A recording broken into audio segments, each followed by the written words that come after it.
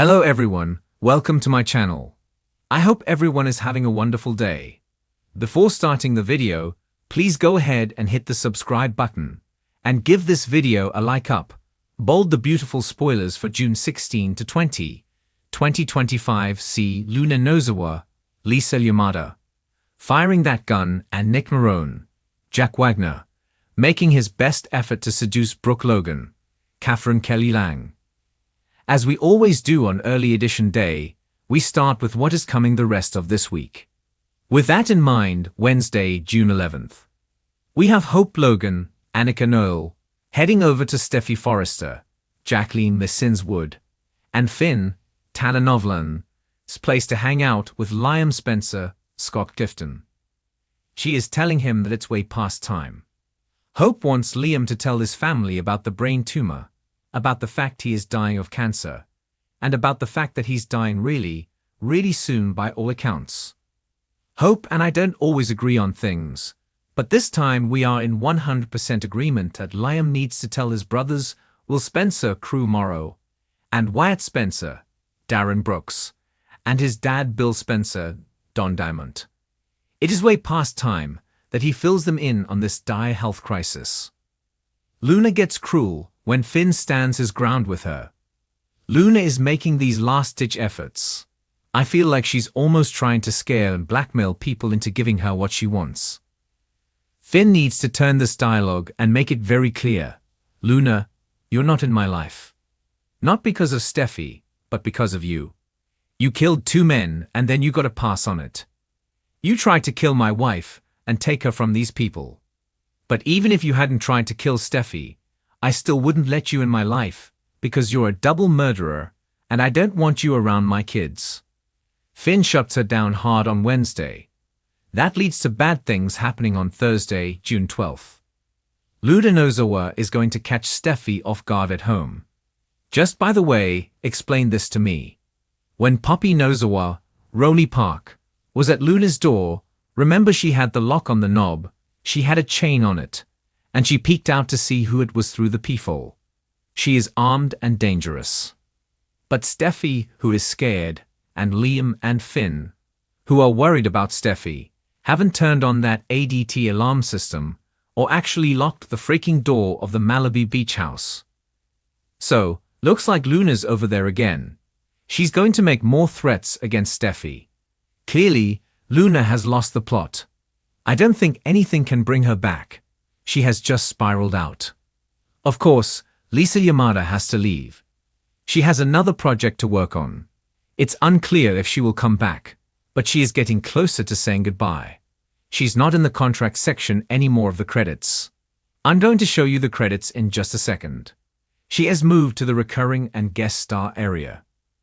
So this is yet another sign her time is running out. Bill Spencer makes an admission to Lee Finnegan, Naomi Matsuda, on Thursday. It looks like he is regretting getting that pardon for lunatic Luna. I wonder if Bill is going to tell Lie that Luna asked him to talk. They talked, and she wanted him in her life, but he rejected her. Bold the beautiful spoilers. Luna Nozawa, Nick Marone, Brooke Logan. That seems to be kind of what unraveled her too. If she can't have her dad Finn, she would probably settle for surrogate dad Bill, but he doesn't want her around, and who can blame him? I wonder if Lee Finnegan is going to mention to Bill Spencer the growing threat that Luna poses to Steffy, and what she heard from Poppy Nozawa and Sheila Carter, Kimberly Brown. If so, maybe Bill Spencer will try to intervene with Luna, or at least go check on Steffy since Luna is over there terrorizing her. Also this week, Eric Forrester, John McCook, and Taylor Hayes, Rebecca Budig, have a scene that hasn't aired yet. I don't know the date. They're hanging out at the Forrester mansion talking. While I would like to see Taylor confront Eric about plotting with Brooke Logan to get her dumped, I imagine they're probably talking about Steffy Forrester and Luna. Friday, June 13th. Steffy is oblivious to the real threat that Luna Nozawa is to her life. This could be big. Steffy is confident that she can take Luna down because she doesn't know that Finn's daughter is armed and dangerous. She just thinks she's dangerous. So Steffy may tell her to go, and Luna's lurking outside, or she stays. This is a multi-episode confrontation on Bold and the Beautiful. That's what it feels like to me. We'll see. Brooke Logan gets some comfort from Hope Logan. Brooke feels like she's lost everybody. Ridge Forrester, Thorsten K., is with Taylor. She feels like she's losing Hope and Beth. I guess they're getting closer to Carter Walton, Lawrence St. Victor. She is at her low point. Jack Wagner is back in this episode as Nick. I hope we get some dialogue and some screen time, but we may just get him popping in as the cliffhanger on Friday, and then it picks up on Monday. I want to say, I saw some people saying that they think they are certain, as a matter of fact, that Jack Wagner is on contract because they saw him in the credits at the end of Tuesday's episode on Paramount+. I'm going to show you those credits just to correct that misinformation being spread.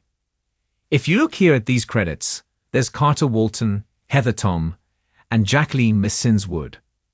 Contract actors go in alphabetical order. If Jack Wagner were on contract, he would be listed right there between Heather Tom and Jacqueline Missinswood. But he's not there. He's on the next screen, which is high-ranking guest stars and recurring. You see Jack Wagner and Lisa Yamada, who, of course, is on her way out as well. Lisa Yamada is no longer on contract. Jack Wagner is on contract over on When Calls the Heart. He's not staying long. He does have a storyline arc, and then he's heading off to film for this Hallmark Channel series. Heck, he may already be gone. He's not sticking around as Nick.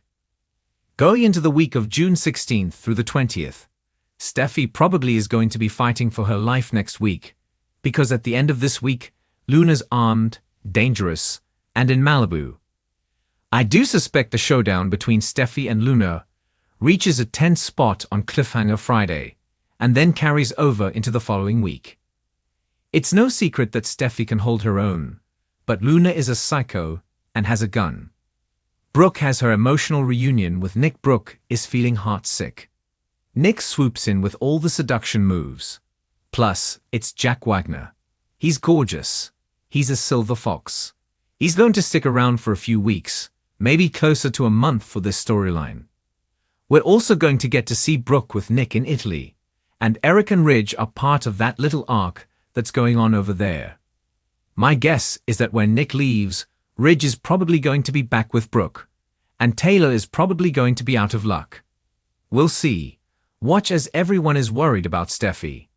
Everybody's on high alert, but there's Luna with that gun. Jealousy is going to hit Ridge when he finds out that his half-brother Nick is in town hanging out with Brooke. Hope is probably thrilled that Nick is back to comfort her mom. Maybe she thinks this will be good for Ridge to see Brooke with her sexy ex. Hope is making big plans with Carter. Bill is reeling from stunning news. Finn and Liam worry about Steffi. Poppy may worry she'll be held responsible for her daughter's actions. Sheila and Deacon Sharp, seeing Kenan, are left wondering, waiting, and worrying.